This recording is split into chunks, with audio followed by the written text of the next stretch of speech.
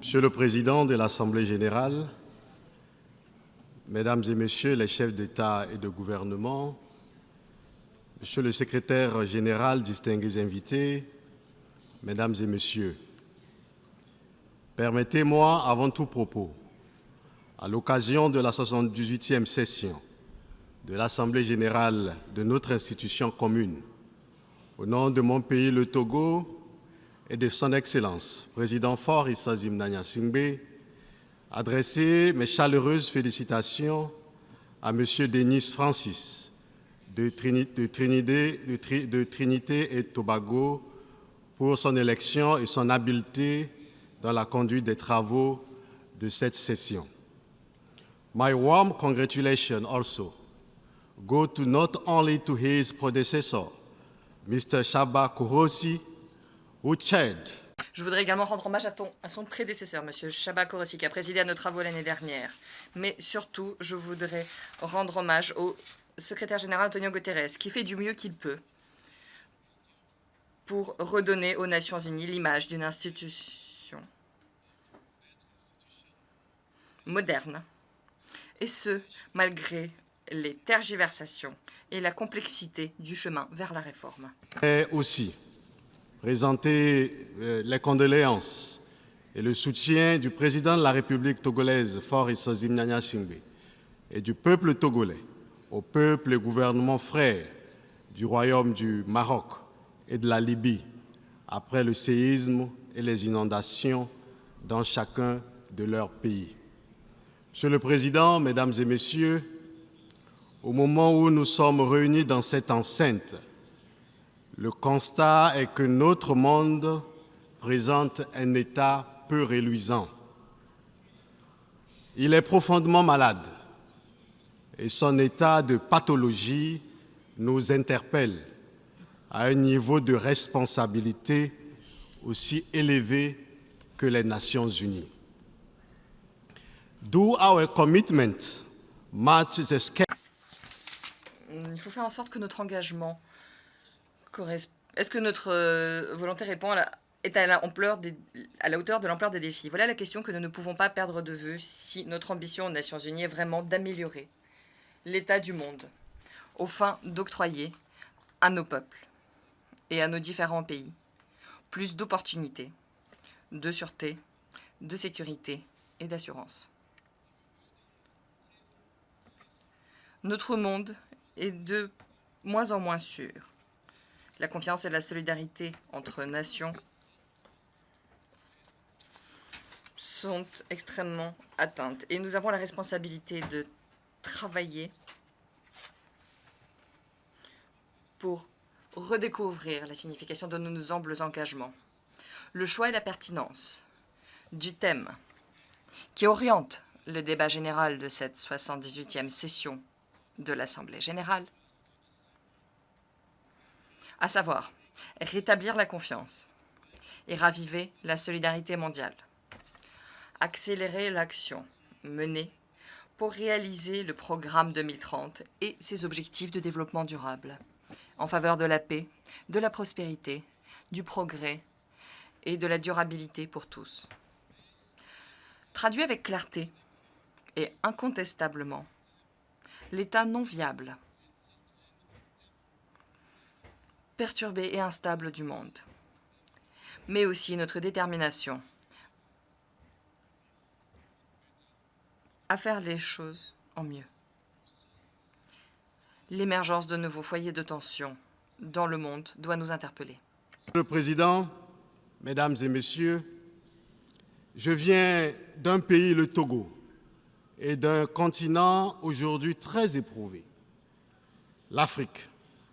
Oh, notre Afrique, Afrique des libertés, Afrique de nos pères, oh, Afrique de nos mères, tu es blessé et meurtri. Notre continent, l'Afrique, fait face à une vulnérabilité multisectorielle, vulnérabilité face à une faiblesse de nos revenus, vulnérabilité due au faible niveau de développement vulnérabilité face aux crises sanitaires de grande envergure, vulnérabilité due aux effets du changement climatique, vulnérabilité due à la perturbation des chaînes d'approvisionnement alimentaire mondial, vulnérabilité due à l'envahissement de l'espace cybernétique africain par les cybercriminels et la désinformation, vulnérabilité due à la récurrence des conflits armés et à l'actualité de la guerre, vulnérabilité due à la dissémination du terrorisme international sur le continent qui menace la paix et la stabilité internationale. Le terrorisme s'est développé de façon inquiétante sur notre continent les dernières années au Sahel, dans la région de la Corne de l'Afrique, en Afrique australe. Et l'Afrique risque de devenir un sanctuaire du terrorisme international et de demeurer le maillon le plus faible du système sécuritaire mondial. Nos États de la côte du Golfe de Guinée, longtemps épargnés, ont commencé par payer un lourd tribut au terrorisme. Aussi, pour répondre efficacement à la menace terroriste, le Togo a-t-il pris des mesures innovantes et multisectorielles contenues dans son document de stratégie de lutte contre l'extrémisme violent adopté le 5 juillet 2022. Cette stratégie permet de concilier les approches sécuritaires et le développement en alliant à la fois des mesures opérationnelles et légales et des mesures plus souples et plus endogènes.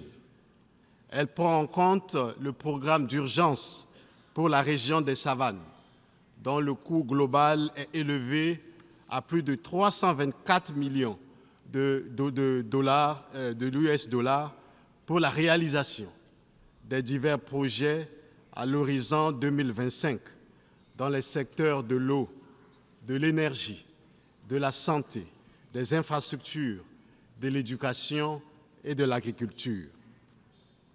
C'est ici le lieu d'exprimer la reconnaissance du gouvernement togolais à l'endroit de tous nos partenaires dans la lutte contre le terrorisme et souhaiter un renforcement constant des différents partenariats pour venir à bout de cette nébuleuse terroriste.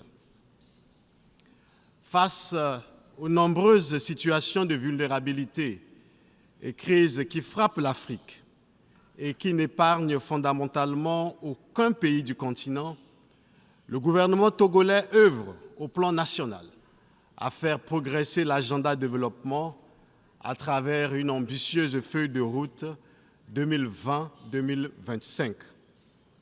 Le Togo a réalisé un ensemble de projets prioritaires aux retombées économiquement, socialement et structurellement épanouissantes pour nos populations. La santé à travers la mise en place d'une couverture santé universelle, la souveraineté alimentaire, l'inclusion socio-économique et le travail décent pour l'épanouissement de tous et une prospérité partagée restent les chantiers prioritaires de l'action gouvernementale. Monsieur le Président, Mesdames et Messieurs, les efforts du gouvernement visant à faire du Togo un pays ouvert au monde se poursuivent. Il nous tient à cœur de renforcer la stabilité économique, sociale et démocratique qui concourent à l'attrait des investisseurs et qui garantissent la place du Togo en tant que destination privilégiée. Les actions multiformes que nous menons s'arriment aux engagements onusiens et africains des agendas 2030 et 2063 et s'inscrivent dans la quête commune d'un développement durable, partagé par tous les membres des Nations Unies. Dans ce programme, une place de choix est accordée à la protection et à la préservation de l'environnement. Il s'agit là de la traduction dans les faits de la détermination du Togo à s'unir à l'effort international en matière de lutte contre les effets néfastes des changements climatiques.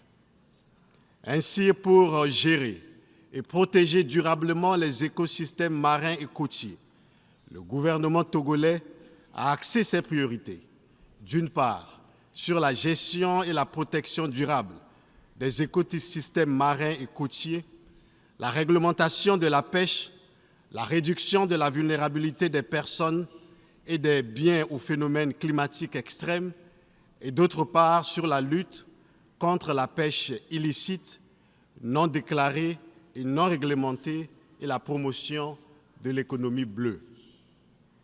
En matière de protection durable de l'environnement marin et côtier, le Togo a mis en place un programme régional de gestion intégrée du littoral et de lutte contre l'érosion côtière. Le Togo ambitionne d'assurer la protection de 90% de ses côtes à l'horizon 2025. Enfin, dans le cadre de la préservation et de la restauration des écosystèmes et la lutte contre la désertification, le Togo a lancé un important programme national de reboisement d'1 milliard d'arbres à l'horizon 2030, interdit l'importation, la commercialisation et l'utilisation du glyphosate et de tous les produits le contenant, ainsi que la promotion de l'utilisation des biopesticides et biofertilisants dans notre pays. Dans le domaine des énergies renouvelables, des partenariats stratégiques et diversifiés ont été noués pour la fourniture des services fiables, modernes et à moindre coût en milieu rural. Ainsi, les fonds d'accès à l'électricité par tous dénommé Fonds Tinga a été créé avec pour ambition de permettre au Togo de garantir à l'horizon 2030 un accès universel à des services énergétiques fiables, durables, modernes et à un coût abordable. À travers le projet CISO, des kits d'énergie solaire sont fournis aux populations rurales vulnérables sur toute l'étendue du territoire national, tandis que le gouvernement poursuit inlassablement l'installation de centrales photovoltaïques et de mini-centrales solaires, contribuant ainsi au renforcement de la part contributive de l'énergie renouvelable dans la politique de gestion énergétique du Togo. Monsieur le Président, ainsi nous tenons à saluer les engagements pris et annonces faites lors de la COP 27, notamment la création d'un fonds spécifique sur le financement des pertes et préjudices au profit des pays vulnérables durement touchés par les catastrophes climatiques. Il s'agit d'une avancée majeure dans le cadre de la justice climatique tant exigée par les pays en développement.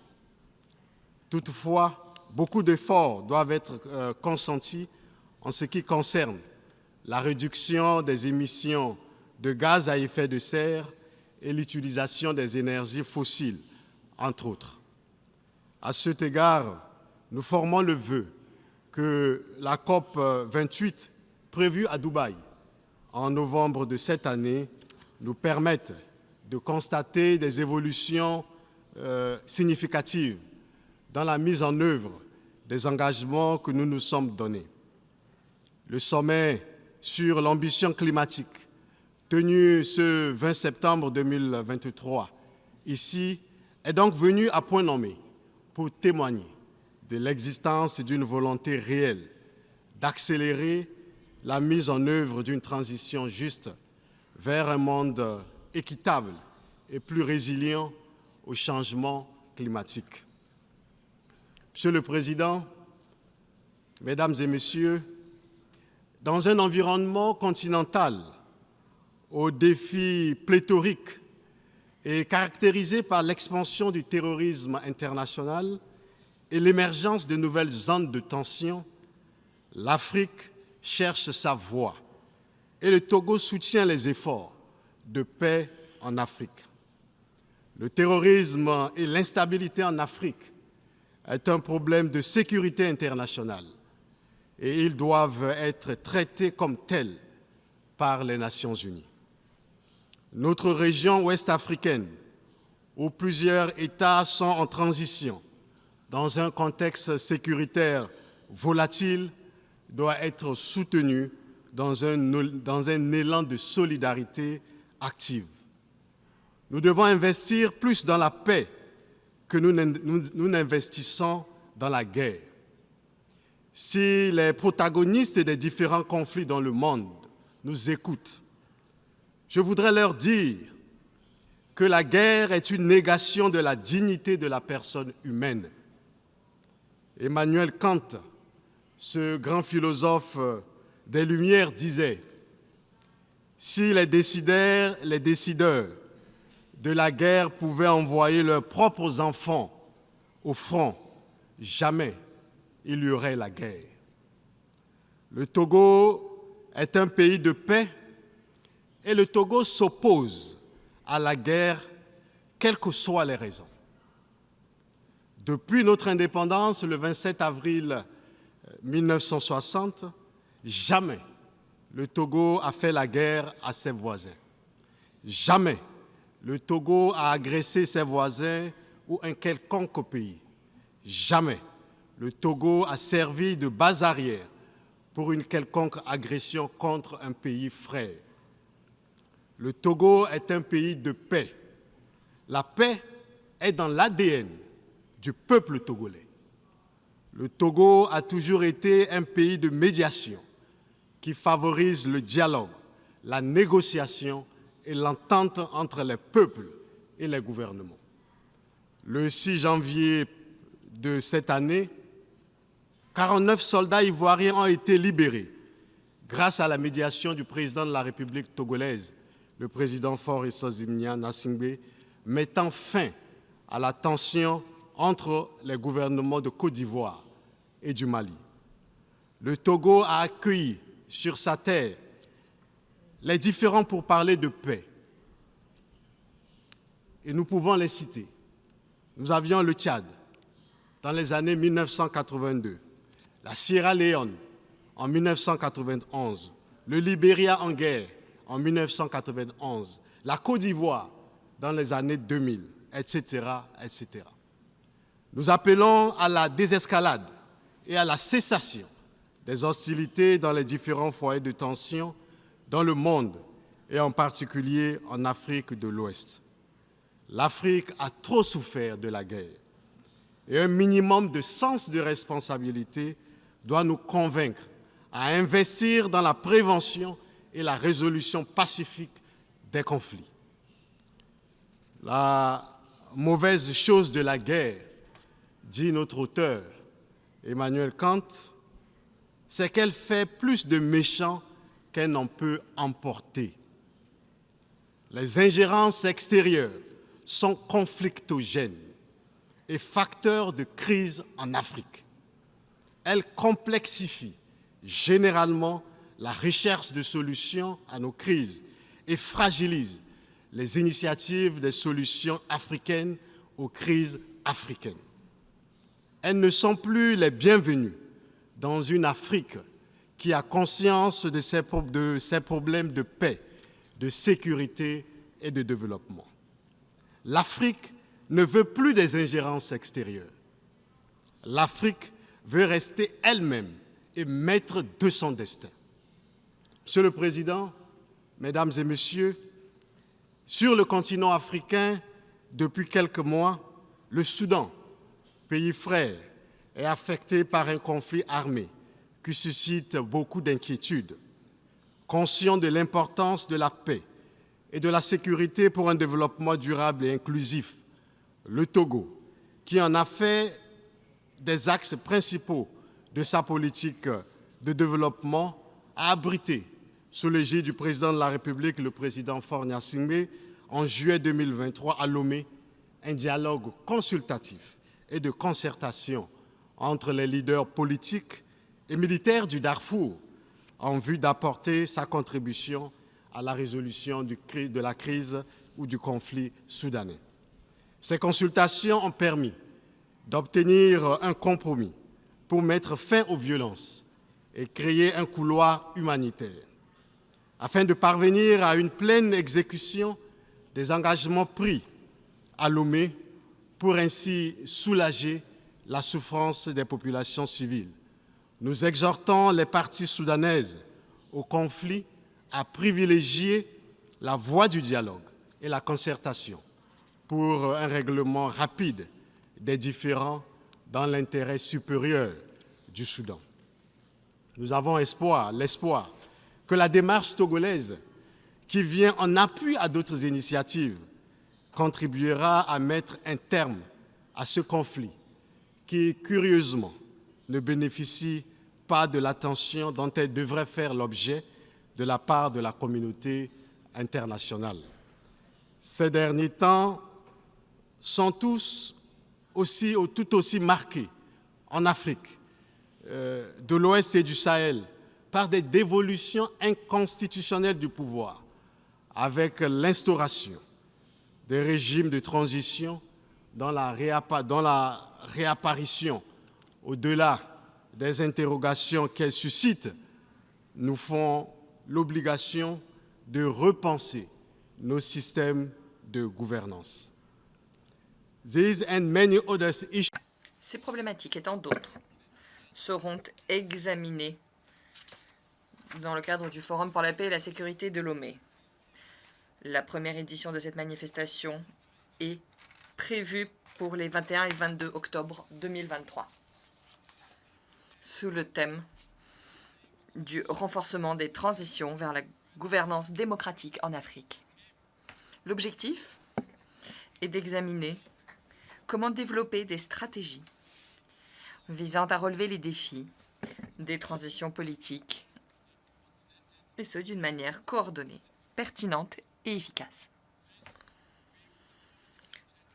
Face aux crises politiques et sécuritaires qui transforment l'Afrique,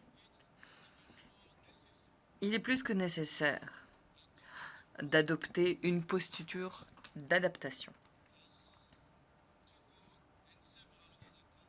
Togo et certains autres pays ont décidé, donc, à Lomé, en mai 2023, de créer l'Alliance politique africaine, qui se veut un cadre de concertation, de dialogue politique et d'action commune, fondé sur des liens historiques de fraternité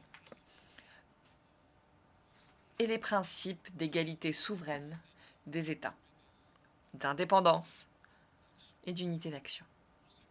Forme du Conseil de sécurité des Nations Unies. Nous ne voulons plus revenir dessus. L'Afrique, nous l'avions déjà dit, ne peut plus rester en marge de l'instance à laquelle il revient d'assurer la paix et la sécurité internationale. Le Conseil de sécurité ne peut plus demeurer une simple affaire des vainqueurs et leurs alliés du deuxième conflit mondial. Rien ne peut plus justifier le maintien du statu quo. La structuration idéologique et institutionnelle du monde d'après-guerre est désormais obsolète. Le statu quo ne peut plus continuer. Monsieur le Président, Mesdames et Messieurs, nous sommes à une nouvelle ère des relations de l'Afrique et du Sud global avec le monde. Et l'Afrique n'entend plus dans la nouvelle dynamique rester dans l'ombre d'une quelconque grande puissance. Le temps où d'autres entités prétendaient parler au nom d'une Afrique qu'elles n'écoutent même pas ici, aux Nations Unies et sur la scène internationale, est révolue. Les partenaires de l'Afrique nouveaux ou anciens, qui hésitent encore à accepter la nouvelle trajectoire prise par l'Afrique dans le processus d'évolution historique, doivent changer d'attitude, d'approche aussi, dans une Afrique qui a profondément changé. Ces dernières décennies, notre monde a subi de grandes révolutions silencieuses dont la signification profonde réside dans le renouveau qualitatif qu'elles induisent dans les relations entre les nations et qui les accompagnent dans leur propre histoire. La réalité du monde, c'est qu'il n'y a plus de centre de gravité monopolistique. Le centre du monde est désormais ici et nulle part ailleurs. Personne n'est le centre du monde. En tout état de cause, ce qui est clair et que nous voudrions rappeler ici, c'est que l'Afrique regarde désormais ses relations avec les grandes puissances par rapport à ses propres intérêts. L'année dernière, depuis ce même pupitre, je vous ai dit que l'Afrique ne voulait plus s'aligner sur les grandes puissances, quelles qu'elles soient. Le rôle assigné à l'Afrique en ce XXIe siècle évoque l'image que certaines puissances de notre continent ont toujours. L'image d'une zone d'influence. Nous devons nous préoccuper de la place que l'Afrique occupe sur la scène mondiale. Aujourd'hui, l'Afrique n'occupe pas la place qui devrait être la sienne sur la scène internationale. Les grandes puissances veulent réduire l'Afrique à une entité purement instrumentale au service de leur cause. Et de toute évidence, ne veulent pas que notre continent puisse jouer un rôle important. Les fractures de l'ère coloniale entre l'Afrique dite francophone, hispanophone, lusophone, arabophone, anglophone, ces fractures se sont réduites, tout comme se sont atténuées les idéologies d'après-guerre froide, idéologies qui ont dominé toute la deuxième moitié du XXe siècle. Aujourd'hui, l'Afrique veut être elle-même. Et nous disons aujourd'hui, cette dernière année, nous préférons parler d'africanophonie. L'Afrique s'attend à plus d'égalité, de respect, d'équité et de justice dans ses relations et ses partenariats avec le reste du monde, avec les grandes puissances, quelles qu'elles soient. Aujourd'hui, les Africains veulent être de véritables partenaires. L'Afrique n'est pas dotée des mêmes haut-parleurs que les grandes puissances du monde, mais la voix de l'Afrique compte et doit compter si nous voulons que l'Afrique puisse être un véritable partenaire dans le cadre des grandes problématiques internationales. De l'architecture multinationale mondiale préoccupe l'Afrique au point qu'elle sera au cœur du 9e congrès panafricain de 2024 prévu à Lomé. Pour ceux qui ne le savent pas, le temps est celui du réveil africain, panafricain.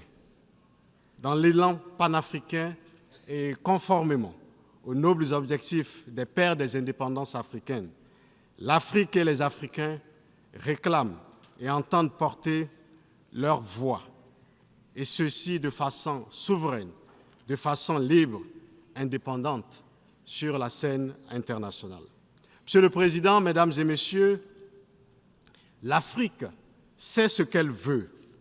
Les peuples africains et du Sud global sont frustrés car ils se sentent insultés, ils se sentent déshumanisés.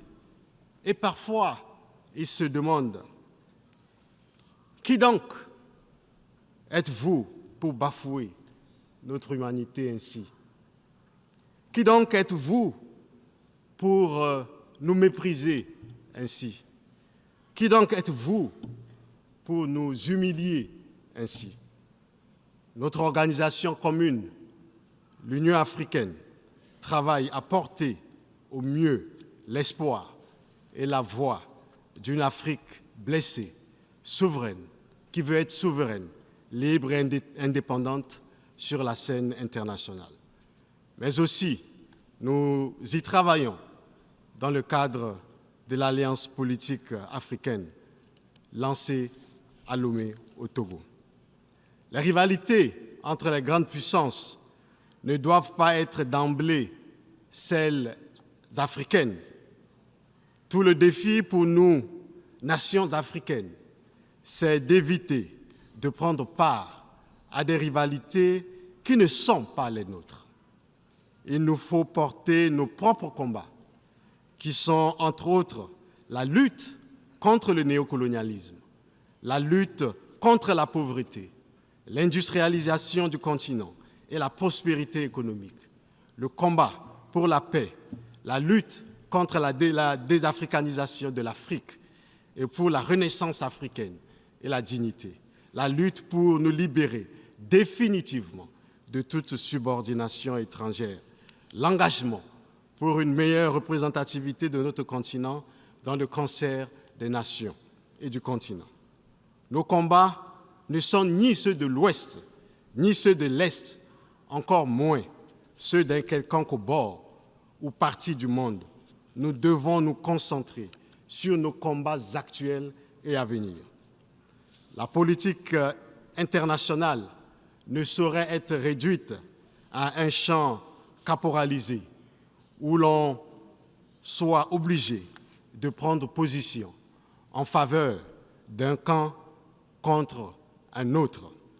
Nous voulons un système international réformé, fondé sur des valeurs et des principes que respecte tout le monde et respectueux du droit des peuples à se positionner librement selon leurs convenances sur la scène internationale. Le droit des peuples à disposer d'eux-mêmes implique le droit de chaque État à se comporter comme il veut sur la scène internationale, dans les limites du respect de ses engagements internationaux. Sur les grands défis transnationaux de notre siècle, comme le changement climatique et la lutte contre le terrorisme international, nos vues peuvent rencontrer celles des autres, mais elles doivent demeurer nos vues, profondément réfléchies et arrêtées conformément à nos agendas propres. Il n'est plus question pour l'Afrique que nous voulons et portons de jouer les rôles de second plan dans la dynamique d'évolution du monde. L'Afrique dont je vous parle n'est plus prête à accepter la propension de certains pays à faire de leurs préoccupations d'ordre géostratégique celles des Africains. Monsieur le Président, Mesdames et Messieurs, au demeurant, les défis de notre monde sont grands et les nouvelles orientations africaines en matière de relations extérieures obéissent à la dynamique d'un renouveau et d'un changement de paradigme. Le temps est celui du réveil africain et panafricain où notre continent a repris conscience de lui-même et de ses responsabilités internes à l'égard du reste du monde. L'Afrique a besoin d'un partenariat respectueux de la stricte dignité de chacun. Nous voulons être vos partenaires et non vos sujets. Nous voulons servir nos peuples et non servir des intérêts étrangers. Cette nouvelle dynamique n'est dirigée, et nous le disons et répétons, contre personne. Elle est l'expression d'une Afrique nouvelle, d'une Afrique africaine, africanophone, celle qui se veut libre, souveraine, indépendante et maître d'elle-même. En somme, pour la jeunesse africaine, elle est claire, ses mots sont clairs, c'est ceci, nous sommes fatigués, par le paternalisme. Nous sommes fatigués par votre mépris de nos opinions publiques, votre mépris de nos populations et de nos dirigeants. Nous sommes fatigués par votre condescendance. Nous sommes fatigués par votre arrogance. Nous sommes fatigués et nous sommes fatigués. Je vous remercie.